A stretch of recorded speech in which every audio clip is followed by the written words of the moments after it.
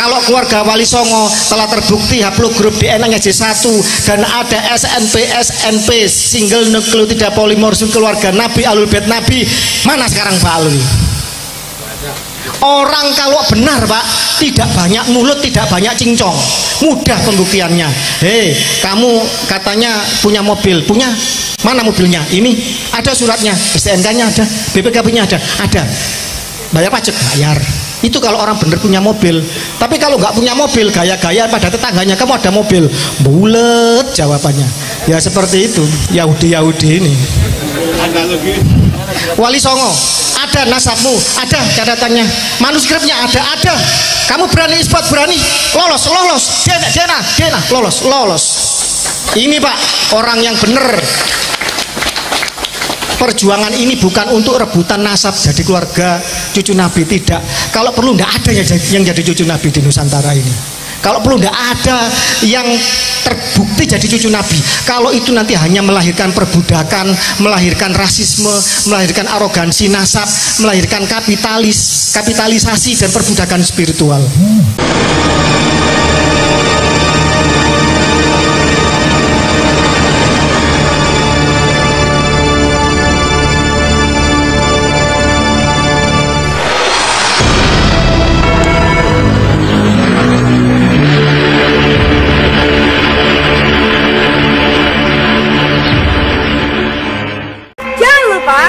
Subscribe, like, comment, and share. Nama saya Purwanto dari Pujon. Yang pertama, saya pernah mendengar Islam akan rusak oleh Islam sendiri. Yang kedua, NU akan hilang, akan bubar di tahun 2030. Kemudian di dalam Islam ini saya tidak pendengar, yang saya tahu hanya NU dan Kiai. Tidak pernah tahu jalan kenal apa itu Habib. Yang saya kenal pertama kali hanya Habib Umar Mutahar. Dari sisi keilmuannya cukup menguatkan dari Ahlussunnah wal Jamaah Al-Nahdiyah. Yang kedua Habib Syekh yang dengan sholawatnya bisa semua orang NU bahkan orang non NU pun dari sana itu. Pertanyaan saya, apakah kegaduhan dari orang-orang Nahdliyin tentang Habib yang asli dan yang tidak asli ini ada hubungannya Islam itu akan rusak dengan itu dari sisi itu, sehingga ke depan kalau para kiai, para ulama kita tidak waspada, barangkali apakah itu akan terjadi begitu? Itu pertanyaannya yang saya sampaikan. Kemudian assalamualaikum warahmatullahi wabarakatuh. Waalaikumsalam warahmatullahi wabarakatuh. Terima kasih. Dari dua penanya ini saya sampaikan waktu kepada Gus Fakih apabila ada yang perlu dijawab dari dua penanya ini. Nanti selanjutnya kepada Ki Imad dan yang selanjutnya pada Tengku Kori. Monggo Ki Gus Fakih. Jumadil Kubro gimana ya? Sebentar, untuk yang Gus Fakih dulu monggo.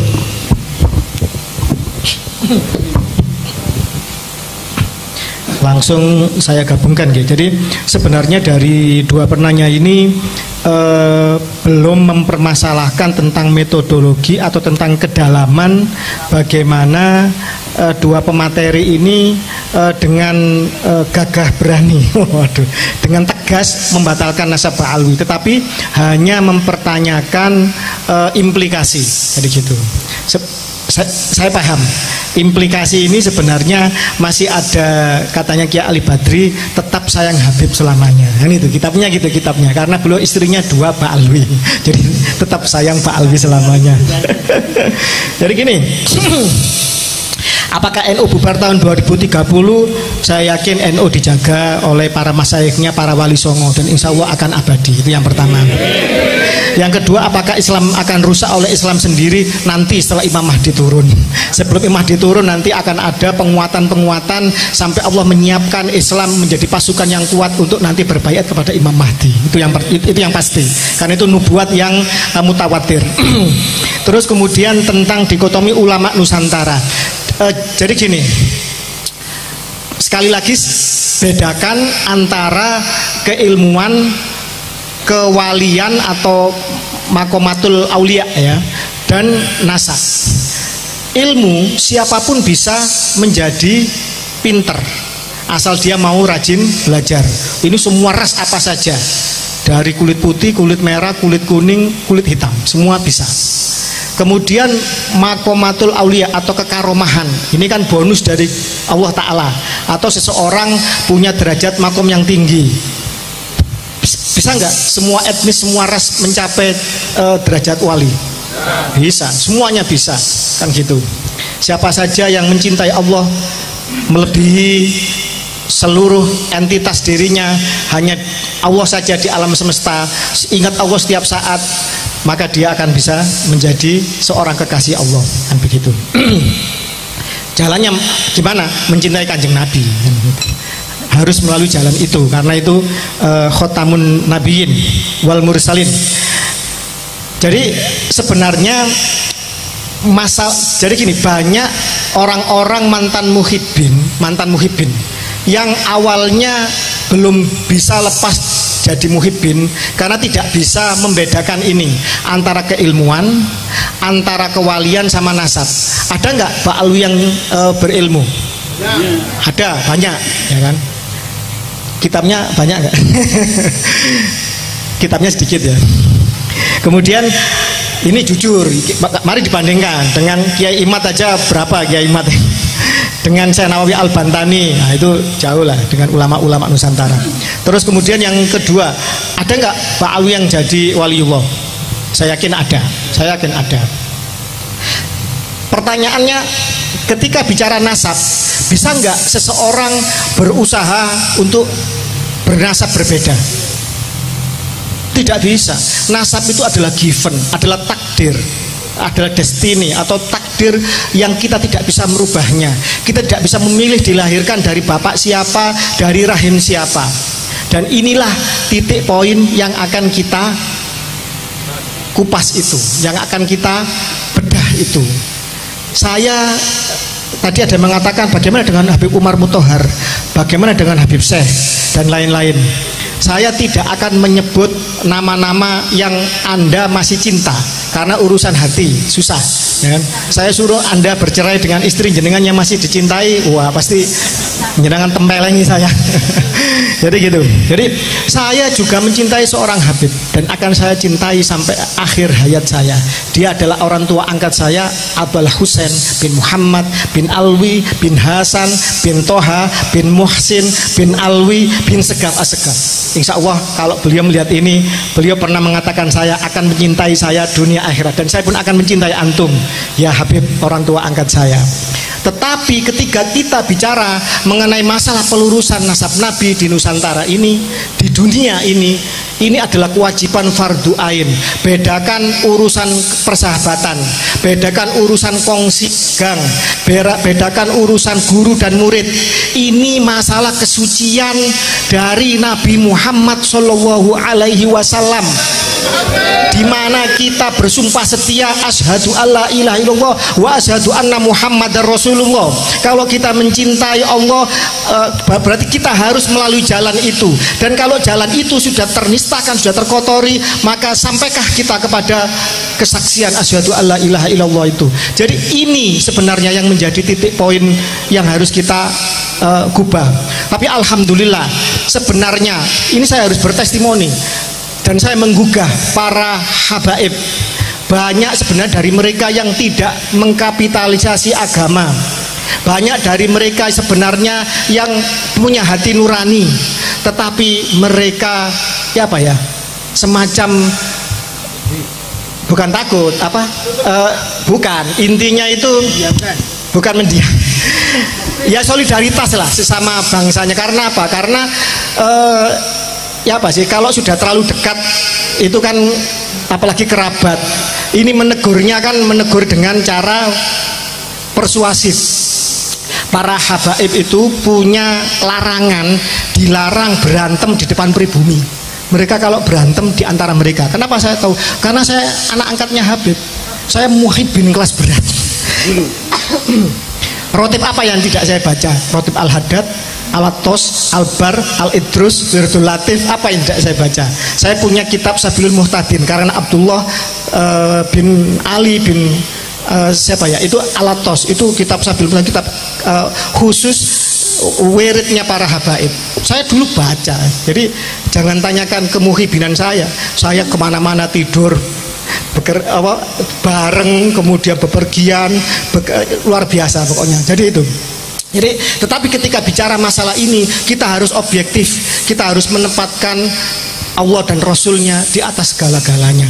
Tetapi alhamdulillah, sebenarnya motivasi saya ini tadi kan ditanyakan sama beliau, belum saya jawab. Apa motivasi saya di dalam hal ini? Alhamdulillah orang tua angkat saya, ini testimoni ya, kan direkam ya. Orang tua angkat saya seorang habib yang baik, seorang yang ahli ibadah, ahli riyadhah. Beliau pernah berkata kepada saya ketika saya minta izin, karena setelah ayah saya meninggal, ibu saya menitipkan sama beliau untuk diasuh sama beliau, untuk didik sama beliau. Kebetulan habib yang baik gitu loh, bukan yang merampas istrinya orang. Jadi beliau mengatakan bahwa beliau mengizinkan saya untuk membantu keluarga Wali Songo untuk aktif di dalam urusan ini. Beliau mengatakan 3 hal. Yang pertama, ente bakal tahu siapa nasabnya Wali Songo. Alhamdulillah, sekarang Sayyid Syarif Maulana Nur Fadil Al-Bantani sudah terisbat sebagai keturunan Sunan Gunung Jati melalui Al-Bukhari, Al-Musawi, Al-Husaini. Sunan Giri sudah terisbat nasabnya dari beberapa nakoba termasuk Maroko, dan ini akan menyusul seluruh keluarga Wali Songo, derajat ampel semuanya. Dan ada yang membuli Wali Songo haplogrupnya O. Kata siapa? Ini saya buka ya, saya buka data ini langsung dari Ketua Nakoba Ansab Aulia Tis'ah tentang hasil tes DNA salah satu keluarga Wali Songo. Ini isinya. Mana tadi? Hasil tes keluarga DNA Wali Songo. Yang pertama melalui Yisek J1, melalui Ancestry Inggris J1, 2 and 3 Jermani J1, Inavis Mabes Polri J1, Rumah Sakit Internasional Singapura J1, Expert DNA Dubai J1, Expert DNA tes Brunei J1. Kalau keluarga Wali Songo telah terbukti haplogrup DNA-nya J1 dan ada SNP SNP single nucleotide polymorphism keluarga Nabi Ahlul Bait Nabi, mana sekarang Pak Alwi? Orang kalau benar Pak, tidak banyak mulut, tidak banyak cincong, mudah pembuktiannya. Hei, kamu katanya punya mobil, punya? Mana mobilnya? Ini ada suratnya, STNK-nya ada, BPKB-nya ada. Bayar pajak? Bayar. Itu kalau orang benar punya mobil. Tapi kalau nggak punya mobil, gaya-gaya pada tetangganya, kamu ada mobil, bulet jawabannya. Ya seperti itu Yahudi ini. Wali Songo, ada nasabmu, ada catatannya, manuskripnya ada. Kamu berani isbat, berani lolos, DNA, lolos. Ini Pak, orang yang benar. Perjuangan ini bukan untuk rebutan nasab jadi keluarga cucu Nabi, tidak. Kalau perlu tidak ada yang jadi cucu Nabi di Nusantara ini. Kalau perlu tidak ada yang terbukti jadi cucu Nabi. Kalau itu nanti hanya melahirkan perbudakan, melahirkan rasisme, melahirkan arogansi nasab, melahirkan kapitalisasi dan perbudakan spiritual. Tidak perlu dan tidak penting cucunya siapapun. Ini kan karena keluarga Wali Songo dihina 200 tahun. Keluarga Wali Songo dibelokkan nasabnya ke Yaman. Menurut kitab namanya Samsud Dohiro, karangan Abdullah Al-Masyhur ya, Abdurrahman Al-Masyhur, yang ditahqiq oleh dia sahab. Menurut Van den Berg, jelas tertulis di situ kok. Menurut Van den Berg kok. Katanya Wali Songo ke Yaman. Katanya Profesor Dr. Agus Sunyoto di dalam Atlas Wali Songo itu adalah apa? Spekulatif. Jelas kata-katanya. Nasab rakitan spekulatif. Jelas kata-katanya spekulatif. Beliau seorang pakar sejarah, meneliti manuskrip ke luar negeri, ke Leiden, ke Belanda, ke lain-lain. Beliau memahami tentang apa namanya tes karbon dan lain-lain. Spekulatif nasab Wali Songo yang ke Yaman itu. Tetapi hasil dari isbat internasional jelas kok keluarga Wali Songo diakui oleh nakoba-nakoba dunia. Pertanyaannya, hei Ba Alwi Yaman, yang mengaku cucu Nabi, yang menyombongkan sebagai cucu Nabi, yang menjual nasabmu untuk memakan darah dan keringatnya dan hartanya pribumi Nusantara. Mana tes DNA-mu? Mana susunan nasabmu? Mana isbat internasionalmu? Kosong. Apakah masih kita percaya mereka sebagai cucu Nabi? Tidak. Jelas. Orang benar itu jawabnya tegas. Kalau orang salah bulet, mertuanya ngomong kita harus tes DNA, mertuanya haram tes DNA. Nah ini mertua sama mantu kok bulet ini ya kan, ini menantu durhaka ini. Jadi itu jawabannya. Jadi terkait masalah Anda jadi muhibin atau mbak itu beda urusan. Tetapi dalam narasi ini kita harus tegas. Jadi gini, antara habaib yang kasar maupun yang halus kita anggap sama dulu. Selama mereka menarasikan dirinya sebagai cucu Nabi, wajib kita mempertanyakannya. Siapapun dia, guru, misalkan guru kita pun, apakah saya tanya, apakah guru Anda maksum, terjaga dari noda dan dosa? Guru kita tidak maksum, mungkin salah. Pertanyaannya, bukankah Mbah Hasyim As'ari, Mbah Mun dan lain-lain, mereka kan selalu menjual itu. Kiai-kiai sesepuh kita dikatakan mengakui mereka sebagai muhibbin. Pertanyaannya sekali lagi saya katakan, apa sebutan mereka untuk kiai-kiai kita? Ahwal dan ajam. Apa ahwal itu? Katanya paman saudara dari ibu. Sebenarnya itu pelesetan dari anjing. Honden and verboden apa? Anjing dan pribumi dilarang masuk. Itu adalah peribahasa yang ditetapkan oleh Belanda ketika segregasi kelas di zaman penjajahan. Ajam apa? Orang di luar bangsa Arab. Loh mereka loh yang bukan orang Arab, orang Kaukasus. Mereka itu orang Bani Khazar. Saya sudah menulis, coba dicari bahwa mereka adalah keturunan dari Khazar. Tes DNA mereka membuktikan itu. Situs DNA Yahudi membuktikan itu. Kemudian mereka menyebar ke semua bangsa.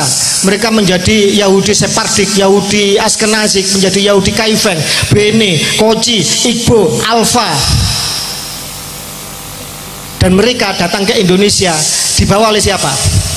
Kitab Al-Istizadah karangan Alwi, ya, Muhsin bin Ali bin Abdurrahman bin Ubaidillah, cucu dari Mufti Tarim pada zaman itu, Abdurrahman bin Ubaidillah. Itu jelas-jelas mengatakan mereka 100% diangkut oleh Belanda. Bahkan mereka sangat tamak, sangat serakah, dan bahkan kemudian disayangkan oleh para ulama-ulama Hadramut sendiri. Ini yang nulis Pak Alwi sendiri ini, bahwa mereka menyayangkan kenapa kok mau bekerja kepada penjajah kafir harbi yang menjajah negeri muslim. Bahkan kemudian mereka mau menyuap ulama-ulama Tarim supaya melegalkan pernikahan rasisme atas dasar kafaah, bahwa perempuan-perempuan mereka haram, hukumnya zina, dikawin oleh di luar mereka, termasuk Baraja. Mana Baraja? Termasuk golongan Al-Irsyad. Padahal Baraja, Al-Katiri, At-Tamimi ini adalah asli Bani Quraisy, keturunan Ismail. Tetapi ketika mereka datang ke Nusantara, mereka disuruh untuk mencium tangannya orang-orang Yahudi yang ngaku cucu Nabi ini. Pak, ini penipuan 200 tahun. Mohon maaf, tidak hanya Indonesia yang pernah mengalami seperti ini. Orang-orang Khazar mengaku sebagai cucu Nabi. Mereka membuat dinasti Fatimiyah. Rajanya bernama Ubaidillah Al-Habib. Itu suka menyodomi orang di tengah pasar. Baca kitab sejarahnya Larry Gornick. Gornick dari Koinuko, seorang Yahudi yang pernah diusir kabilahnya oleh Nabi Muhammad. Dia seorang sejarawan dan seorang matematikawan. Baca.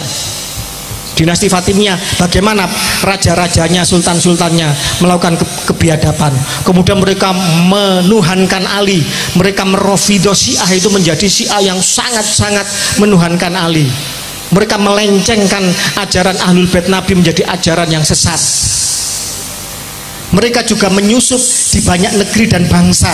Mohon maaf, King Richard Inggris haplogrupnya G, bapaknya Henry haplogrupnya I, ibunya putri Prancis. Kok bisa bapaknya I anaknya G? Ini mengobarkan perang salib ketiga. Bagaimana seorang Yuya, wazir agung Mesir, haplogrupnya G, dia kemudian menjadi wazir agung, menjadi mertuanya Fir'aun Amenhotep ketiga. Dia yang pertama kali mengangkat Fir'aun menjadi Tuhan, dan dia sendiri menjadi Father of God. Anaknya nanti Anem dan Ai itu juga menjadi Father of God. Nanti dia juga akan meracuni Fir'aun Tutankhamun, menyusup ke segala bangsa mereka. Bagaimana Stalin juga menyusup untuk melakukan pemberontakan revolusi Bolshevik 1917 di Rusia, meruntuhkan 3 abad kekuasaan dinasti Tsar Rusia Romanov yang dibantai oleh mereka. Dia kemudian membuat kelaparan, 7 juta orang mati. Dia membantai pemimpin Lenin dan seterusnya, sesama komunis, kalau nggak salah 11 juta orang. Dia mengobarkan perang dunia kedua, 70 juta orang mati. Bagaimana grup G yang lain, Al Capone menjadi penjahat mafia Sisilia Italia, jelas-jelas dia seorang Yahudi Italia. Dalam dirinya ada G, P303. P303 ini, kode ini juga ada di dalam Ba'alwi Yaman. Yang bicara ilmu pengetahuan Pak, bukan saya yang bicara, ahli genetik. Bagaimana ikonoklasme di dalam Bizantium atau Romawi Timur, ikonoklasme ini menghancurkan ikon-ikon Kristen Ortodok di zaman itu. Ketika kemudian Raja, sebentar, banyak yang ditulis jadi lupa. Dimana ketika Raja Leo ketiga bersahabat dengan Hagan Bihar, seorang raja bangsa Khazar, haplogrup G. Kemudian dia punya anak Konstantinus V, dinikahkan dengan Siksak atau Iren, anaknya Kagan Bahar itu, raja Raja Khazar itu.